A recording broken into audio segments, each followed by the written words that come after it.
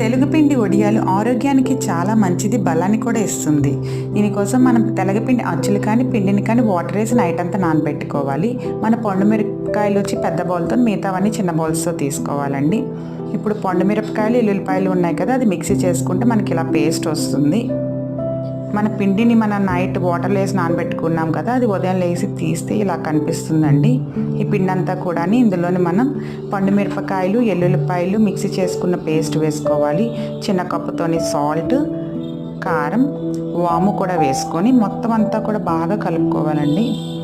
మొత్తం అంతా కలుపుకున్న తర్వాత దీనిలోని ఒక 3-4 నిమ్మకాయలు పడతాయండి, అవి కూడా వేసుకొని ఇదంతా పిండిలా కలుపుకున్న తర్వాత ఈ పిండిని ఇలాగైనా మనం తినొచ్చండి, ఫ్రిడ్జ్లో స్టోర్ చేసుకోవచ్చు. లేకపోతే వడియాల్లా పెట్టుకొని చూపించిన విధంగానే మనం ఒక 1 ఇయర్ అంతా స్టోర్ చేసుకోవచ్చండి. ఇది రైస్తోని దేనితోనే తింటే చాలా బాగుంటుందండి. మీరు కూడా తప్పక ట్రై చేసి చూడండి.